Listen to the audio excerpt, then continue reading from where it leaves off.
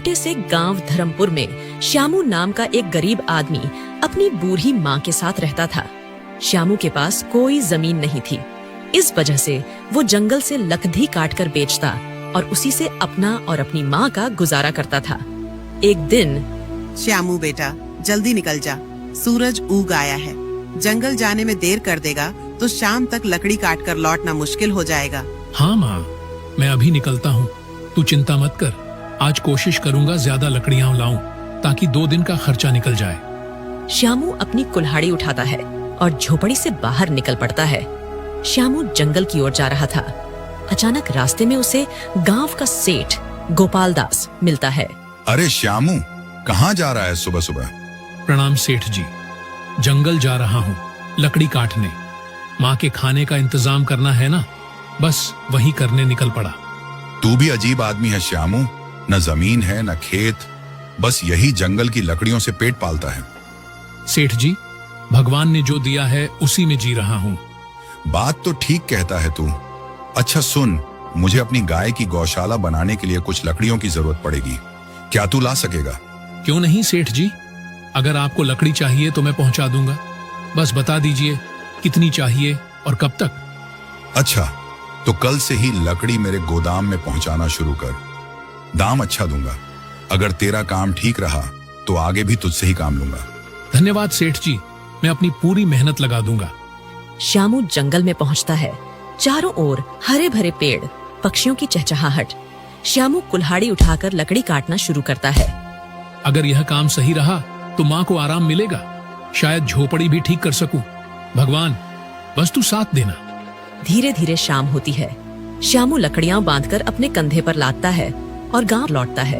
उसकी माँ दरवाजे पर बैठी इंतजार कर रही थी। आ गया बेटा, कितनी देर लगा दी, थक गया होगा। हाँ माँ, पर आज मन खुश है। सेठ जी ने मुझसे ढेर सारी लकड़ी मंगवाई है। अगर काम सही हुआ तो आने वाले दिन बदल सकते हैं। भगवान तेरा भला करे बेटा, तेरी मेहनत रंग लाएगी। माँ बचे हुए राशन से खाना बनाती है। फिर दोनों खाना खाते हैं। शाम का समय, आसमान पर काले बादल छा जाते हैं। तेज हवाएं चलने लगती हैं। अचानक बारिश शुरू हो जाती है। गांव की पगडंडियां कीचड़ से भर जाती हैं। झोपड़ी के अंदर श्यामू की बूढ़ी माँ खाट पर लेटी थी। बारिश में चल रही ठंडी हवा से श्यामू की माँ को तेज बुखार हो गया था। ओ राम, ओ श्यामू, मेरा सिर जल रहा है बेटा। अरे माँ, ये क्या हो गया? तेरा शरीर तो तपा हुआ है। तू बिल्कुल चिंता मत कर, मैं अभी तेरे लिए दवा लेकर आता हूँ। इसके बाद श्यामू तुरंत भीगते हुए बाहर निकल जाता है। तेज बारिश में श्यामू की हालत भीगकर बदतर हो जाती है। वह भीगते हुए सेठ गोपाल दास के हवेली पर पहुंचता है और दरवाजा खटखटाता है। तभी दरवाजा खुलता है और सेठ अंदर से निकलता है। अरे श्यामू, तू इस वक्त और इस बारिश में यहाँ क्या कर रहा है? सेठ जी, मेरी माँ को तेज बुखार हो गया है। हालत बहुत खराब है। घर में न दवा है न राशन। मुझे पैसों की सख्त जरूरत है। तो तू चाहता क्या है? सेठ जी, मुझे कुछ ज्यादा पैसे उधार दे दीजिए। मैं कुछ पैसे लकड़ी में कटवा दूंगा और बाकी मैं मजदूरी करके लौटा दूंगा। ठीक है श्यामू, पैसे तो मैं दे दूंगा, लेकिन ब्याज देना होगा। ब्याज? सेठ जी, मैं गरीब आदमी हूँ, ब्याज के साथ पैसे कैसे लौटाऊंगा? तो सुन, मैं बिना ब्याज के पैसे नहीं देता। यदि ब्याज के साथ पैसे देने हैं तो बता, वरना पैसे भूल जा। ठीक है सेठ जी, जो शर्त आप कहें मैं मान लूंगा। ये ले कुछ रुपए, और याद रखना श्यामू, ब्याज सहित पैसे समय पर चुका देना, वरना तू जानता ही है। धन्यवाद सेठ जी, मैं मेहनत करके एक एक पैसा चुका दूंगा। श्यामू बारिश में फिर से भीगता हुआ वैद्य जी की झोपड़ी की ओर दौड़ता है। वैद्य जी एक दिया लेकर दरवाजा खोलते हैं। अरे श्यामू, इस तूफानी बारिश में यहाँ क्या कर रहा है? सब ठीक तो है? वैद्य जी, मेरी माँ को तेज बुखार हो गया है, कृपा करके कुछ दवा दे दीजिए। ओह ठीक है, रुक, मैं अभी जड़ी बूटियां तैयार करता हूँ। वैद्य जी जल्दी से एक छोटी थैली में दवा भरकर श्यामू को देते हैं। ये दवा हर 3 घंटे में देना, माँ को आराम मिलेगा। धन्यवाद वैद्य जी। श्यामू पैसे देकर झोपड़ी की ओर लौटता है।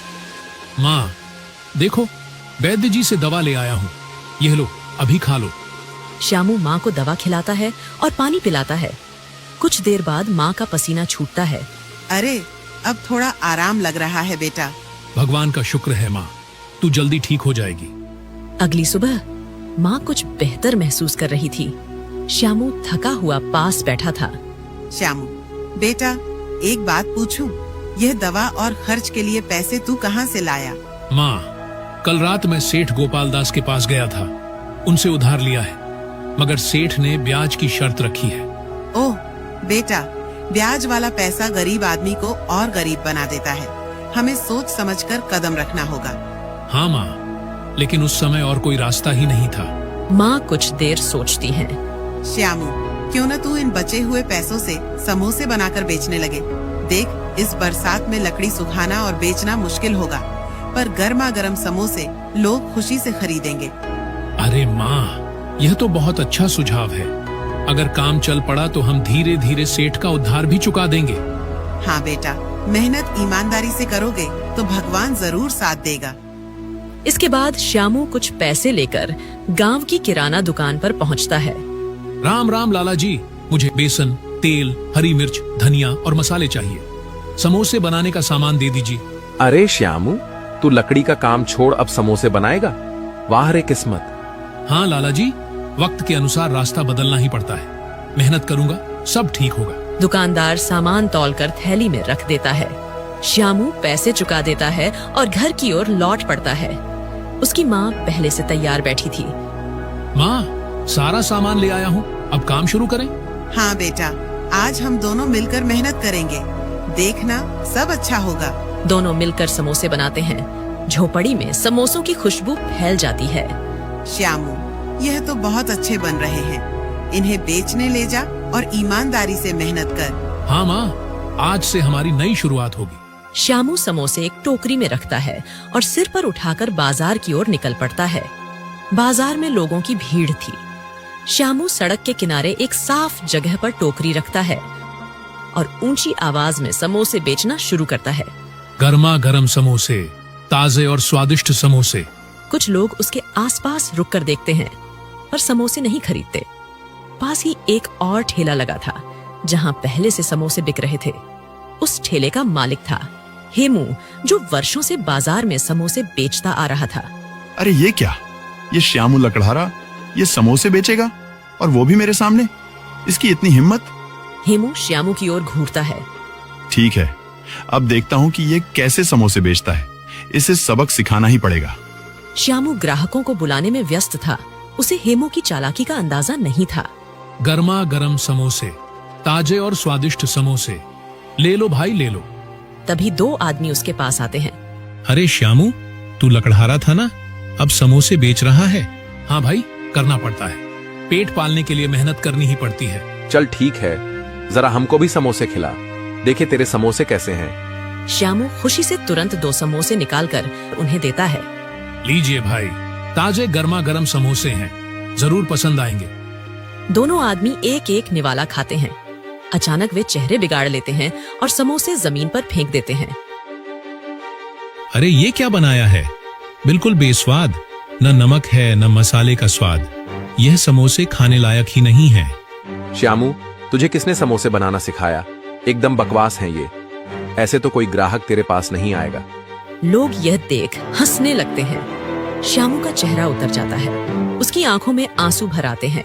हे भगवान, इतनी उम्मीद से काम शुरू किया था, क्या सच में मैं समोसे बेचने लायक नहीं हूँ?